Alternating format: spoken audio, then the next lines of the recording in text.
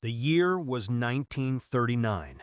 Across the skies of Europe, a new breed of warfare was about to begin, one that would be fought not only on land and sea, but in the thin, icy air where victory or death came within seconds. At the heart of Hitler's Air Force stood one machine that would define this brutal era of aerial combat, the Messerschmitt Bf 109. Sleek, fast, and deadly, it became the symbol of German air power. But for the men who flew it, it was often a coffin with wings. Nearly 70% of them never came home. The Bf 109 mattered more than any other aircraft to the Luftwaffe. It wasn't just a fighter, it was the soul of Germany's quest for dominance in the sky. Developed in the mid-1930s by designer Willy Messerschmitt, it was revolutionary. All-metal construction, a closed cockpit, retractable landing gear, features that made it a leap ahead of the biplanes of the previous decade. When it first appeared in the skies over Spain during the Spanish Civil War, it stunned observers.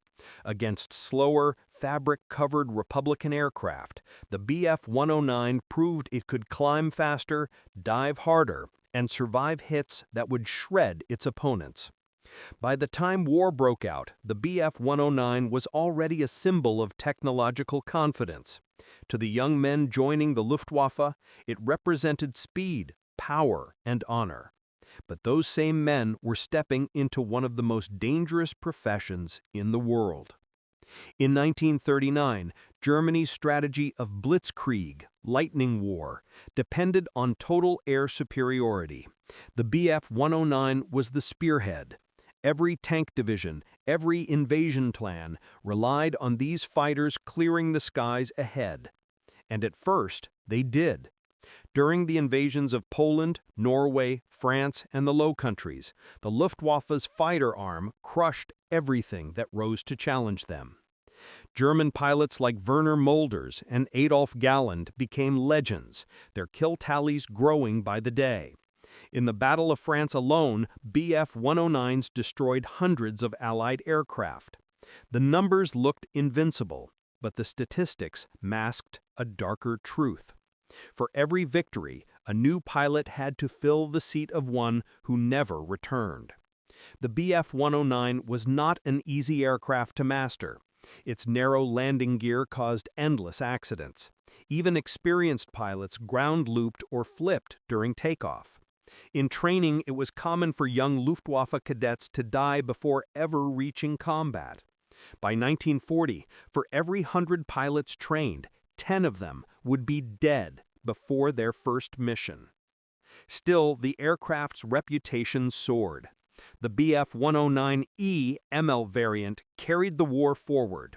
Armed with twin 7.92mm machine guns and two 20mm MGFF cannons in the wings, it could destroy bombers with short bursts.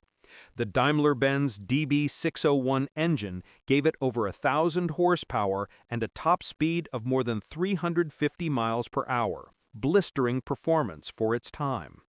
It was the weapon Germany believed would secure the Reich's destiny in the sky, and for a brief moment, it seemed unstoppable. But in the summer of 1940, everything changed. When France fell, Britain stood alone. Hitler expected the island nation to negotiate peace, but Churchill refused.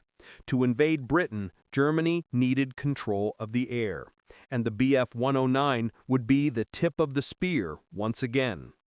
The Battle of Britain was supposed to be a continuation of the victories of Poland and France. It was not. The 109 entered combat over the English Channel against a new enemy, the Royal Air Force. The Spitfire Mk1 and Hurricane fighters were different from the sluggish aircraft the Germans had previously faced. The Spitfire could turn tighter, climb almost as fast, and fight on home turf. Here, the Bf 109's design, so advanced just a year earlier, revealed its fatal flaws. The first and most dangerous limitation was range. The 109 had a flight time of only about 90 minutes, and much of that was consumed just getting to and from England. That meant German pilots only had 20 minutes of real fighting time over target areas. Many were forced to turn back just as the dogfights reached their peak. British pilots, by contrast, fought close to their airfields. If their aircraft were damaged, they could bail out or land. German pilots who were hit only had two options: either try to limp back across the channel or crash into the sea. Every sortie became a gamble. The Luftwaffe began losing dozens of pilots each day. There was also another problem. The Bf 109's cockpit was small, cramped, and visibility to the rear was poor. Pilots often never saw the Spitfires until it was too late, and while the Messerschmitt's engine was strong, it could not handle sudden negative G-forces. A quick downward push on the stick would cause fuel starvation, and the engine would stall. British pilots quickly learned this weakness. In combat, a Spitfire could suddenly dive away, knowing the German behind him couldn't follow without losing power. The Bf 109's climb rate and acceleration were superior in a straight fight, but the dogfights over Britain were never straight. They were chaotic, swirling encounters where situational awareness and teamwork mattered more than raw power. And here lay another deadly factor: training.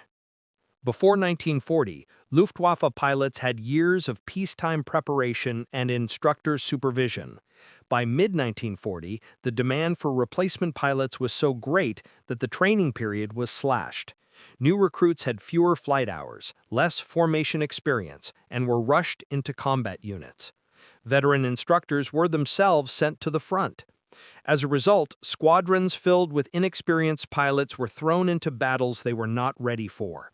In the skies above southern England, the statistics turned against them.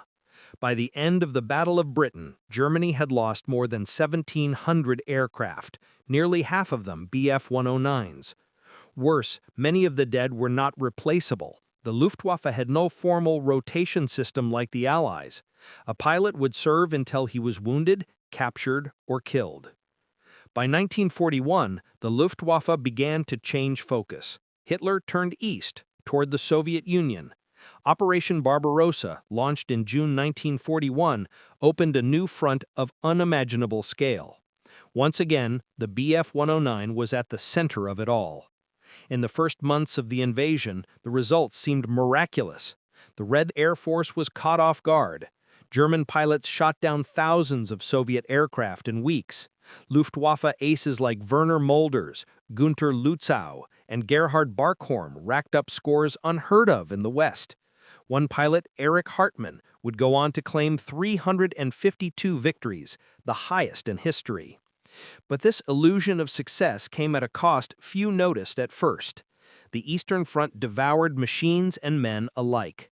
The distances were vast, airfields were primitive, temperatures dropped below -40 degrees Celsius in winter. Engines froze solid, oil turned to sludge, and takeoffs became suicide runs over icy ground. The Luftwaffe could not replace aircraft fast enough, nor pilots. Training back in Germany became even shorter: 6 months, then 4, then just a few weeks. In 1942, most new pilots arrived at the front with under 150 flight hours. Allied pilots, by comparison, averaged more than double that. The Bf 109's design was continually upgraded. The F and G variants featured better engines and streamlined shapes. The G6 variant, nicknamed the Gustav, became the most produced of all, with over 12,000 built. But with every improvement came heavier armament and more weight, reducing agility. By 1943, the Luftwaffe's veterans were being thinned out. Each one killed or captured was replaced by a pilot who barely knew how to dogfight. And on the Western Front, a new nightmare was emerging. American bombers, B-17 Flying Fortresses and B-24 Liberators, began daylight raids over occupied Europe. At first, the 109s tore into them with devastating effect. A few bursts from 20mm cannons could tear a bomber apart. But when the U.S. introduced long-range escort fighters like the P-47 Thunderbolt and later the P-51 Mustang, the balance shifted again. The Mustang could go all the way to Berlin and back. Its range and speed meant the Luftwaffe's short-range advantage vanished completely. Now the 109 pilots faced an impossible choice: dive into a formation of heavily armed bombers or face swarms of escort fighters above and behind them. By late 1943, German fighter losses became catastrophic. Entire squadrons were wiped out in a single day. Veterans who had fought since 1939 described it as suicide duty. The Luftwaffe tried desperate measures, ramming attacks, head-on bomber assaults, and even special Sturmgruppen, armored units designed to break through defensive fire. But none of it could stop the bleeding. The 109 itself had reached the limit of its design. Its narrow undercarriage still caused fatal crashes, its fuel system still choked under negative Gs, and its short range meant it could no longer meet the enemy on equal terms. By 1943, the Luftwaffe's veterans were being thinned out. Each one killed or captured was replaced by a pilot who barely knew how to dogfight. Pilots now averaged less than 100 flight hours, some barely 60, before being thrown into battle.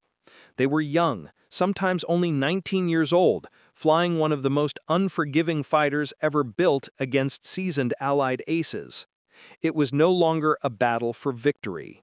It was a battle for survival. Each takeoff felt like a death sentence. Outnumbered, outgunned, and outtrained, the Bf 109 pilots faced a grim reality.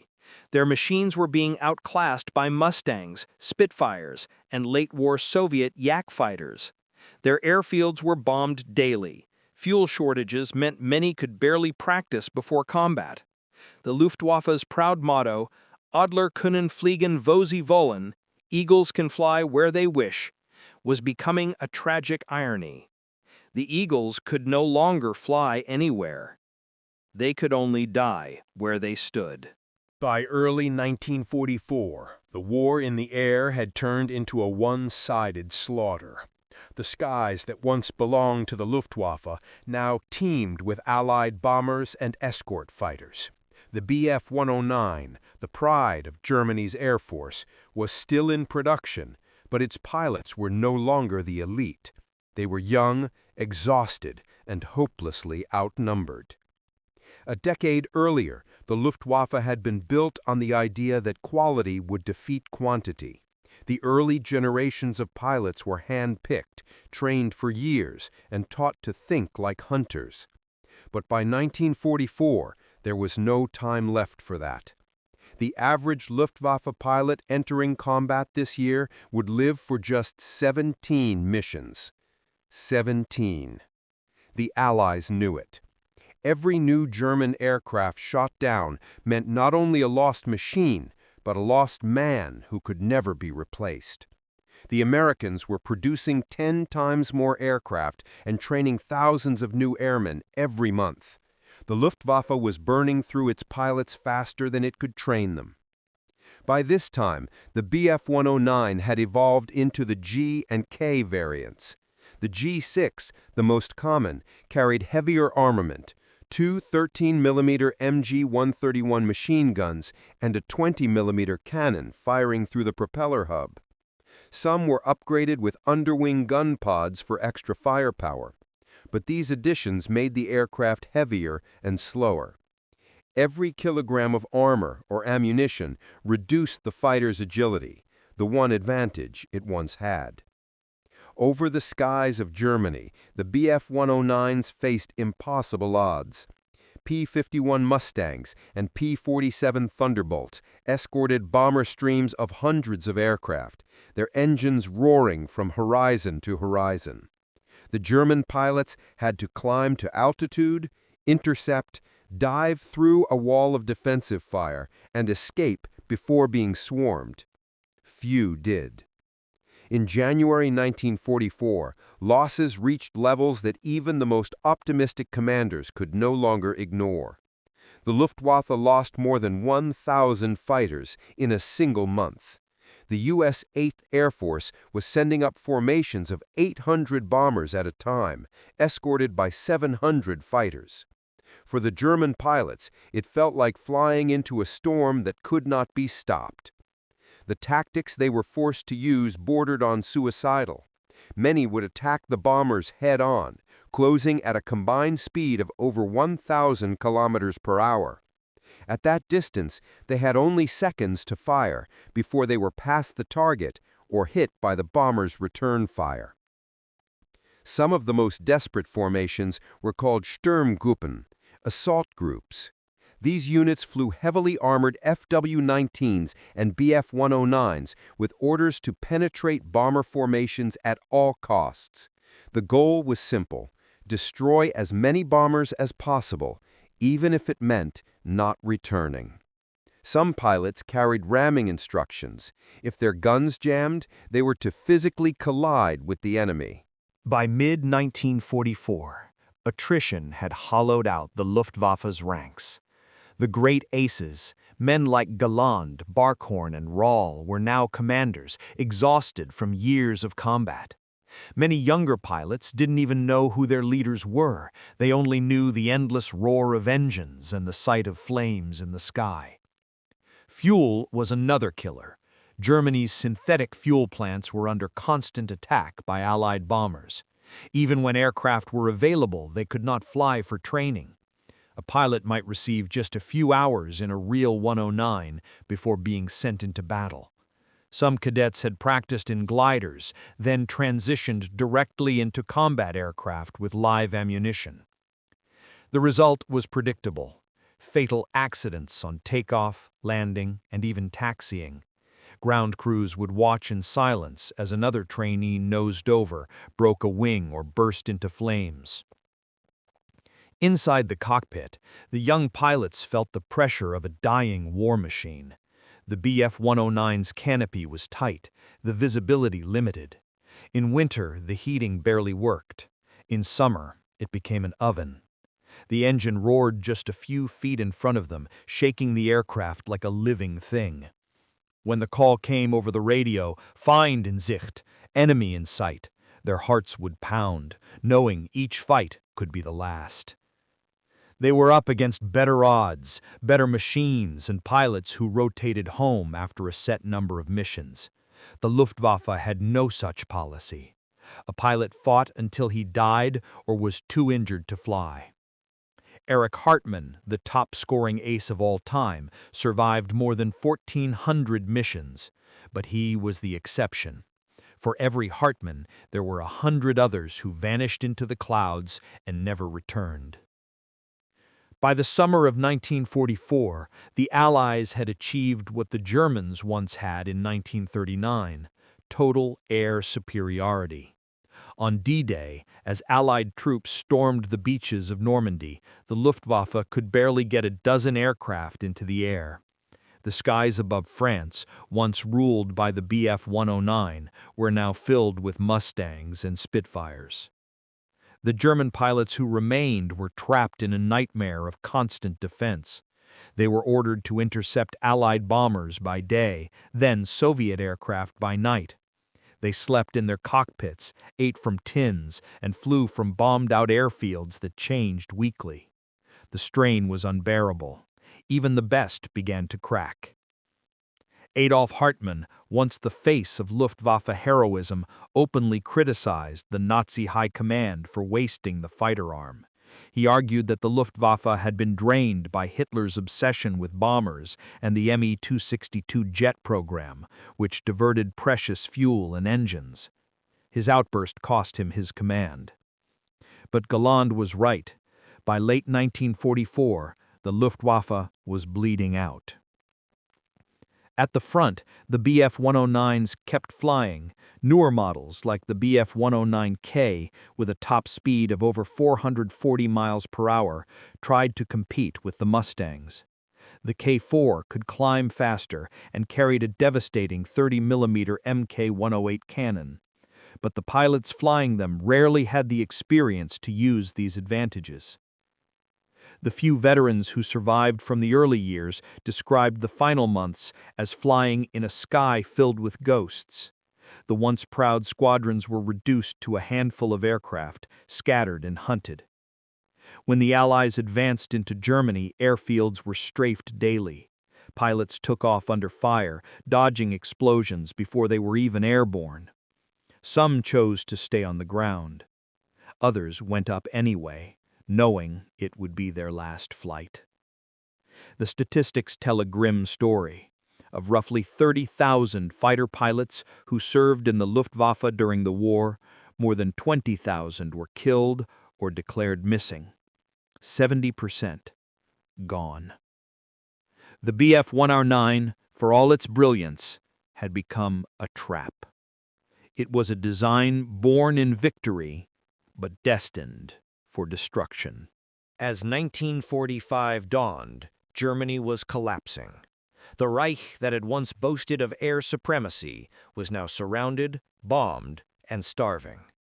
The Luftwaffe, once the terror of Europe, was fighting its last battles against impossible odds.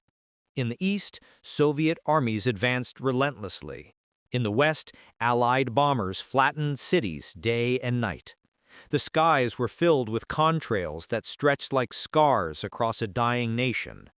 Still, the Bf 109 flew. From makeshift airfields and forests and farmlands, the last German pilots climbed into their worn machines and went up one more time. Many were barely trained, some were teenagers. They faced formations of hundreds of Allied aircraft, Mustangs, Tempests, Thunderbolts, all superior in speed, firepower, and numbers. The Luftwaffe tried everything. Jet fighters like the Me-262 offered hope, but there were too few and fuel shortages kept most grounded. The 109s and FW-190s carried on alone. Each mission was a test of courage and futility. Take off under artillery fire, climb through smoke, find the enemy, fire, maybe hit something, and then, too often, vanish in a burst of flame. For many, the choice wasn't about victory anymore. It was about duty, honor, survival. Pilots like Johannes Steinhoff and Günther Rall tried to hold their units together. They trained new recruits who could barely control their aircraft. They watched friends and protégés vanish into the clouds and never return. In one of his final wartime flights, Steinhoff's Bf 109 caught fire during takeoff. He survived with severe burns, but his flying days were over. He later said that by 1945, every sortie felt like writing one's own obituary in the sky. Fuel was so scarce that pilots sometimes practiced takeoffs with engines off, being towed into the air by trucks or winches. When the order came for real combat, they were lucky to have enough fuel for 30 minutes. Germany's aircraft industry still built Bf 109s until the final weeks of the war. The total would exceed 33,000, the most produced fighter in history. But numbers meant nothing now. The men to fly them were gone. In April 1945, as Soviet tanks approached Berlin, a handful of 109s rose for the final defense. Among them were veterans who had fought since 1939, the last survivors of a generation. They were joined by boys who had never seen real combat, flying in aircraft patched together from scrap parts. The radio channels were filled with chaos, orders, screams, static. The sky above Germany had become a graveyard. In those final days, Luftwaffe pilots were shot down within minutes of takeoff. Allied aircraft controlled every altitude, every airfield. The end came not with a final battle, but with silence. When Germany surrendered on May 8, 1945, the Luftwaffe ceased to exist. Of the tens of thousands of pilots who had flown the Bf 109, most were dead. Some were captured and spent years in Soviet camps. A few, like Hartmann and Barkhorn, survived the war but carried its scars for life. For the survivors, the memories never left. The sound of engines, the smell of fuel, the friends who never came back. Many described the Bf-109 not just as a machine, but as a companion, one that had given them both life and death. After the war, historians and engineers debated the Bf-109's legacy. It had produced the greatest aces in history, men like Hartland, Barkhorn, and Rau. It had proven itself across every front, from the deserts of Africa to the frozen skies of Russia. Its design influenced generations of aircraft that came after. But beneath the statistics, the reality was grim. The 109 demanded perfection. It forgave no mistakes. Its narrow landing gear caused fatal crashes even for veterans. Its fuel system cut out under negative Gs. Its range limited its missions. And as the war dragged on, it became heavier, less agile, and increasingly outdated. More than any mechanical flaw, though, the true reason 70% of its pilots died was human. They were sent to fight a war that could not be won. The Luftwaffe's leadership refused to rotate or rest its men. They refused to invest in long-term pilot training, believing technology would solve everything. When the Allies adapted, Germany doubled down on desperation. Young men were thrown into combat without the skills or experience to survive. The few veterans left were stretched beyond endurance. Each one killed meant another rookie taking his place and dying even faster. It became a cycle of death that fed on itself until nothing was left. In the final analysis, the Bf-109 was both masterpiece and tragedy. It was the pinnacle of German engineering, a weapon that embodied the brilliance and blindness of its creators. It achieved everything it was designed for: speed, climb, firepower, yet it carried within it the seeds of its own destruction. For the men who flew it, courage was never the issue. They fought against impossible odds, often until their very last bullet. Their stories are reminders that even the best machines cannot save a war built on arrogance and exhaustion. When the guns finally fell silent in 1945, the skies over Europe were littered with the wrecks of Messerschmitts. Some crashed in forests, some in fields, others in lakes where they still rest today, silent witnesses to a time when the world was at war in the clouds. The Bf-109 would continue to fly in other countries for years, in Spain, Switzerland, Finland, even Israel. But for Germany, its legacy was finished. It had begun as a symbol of power. It ended as a symbol of sacrifice. 70% of its pilots paid the price for a dream that turned into a nightmare.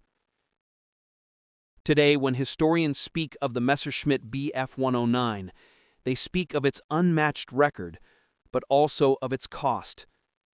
Every number on the victory boards, every kill mark painted on its fuselage was balanced by the other loss of a young man who never came home. The machine outlived its masters, but it could never escape the shadow of what it represented. The war that gave it birth also destroyed it. And in the end, that is the true story of why 70% of Bf-109 pilots died. They didn't just lose to better machines. They lost to time, to exhaustion, and to the relentless math of war.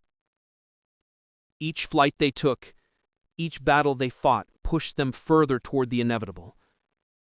And when the skies finally cleared, what remained was not glory, but the memory of courage, fear, and sacrifice at the edge of history.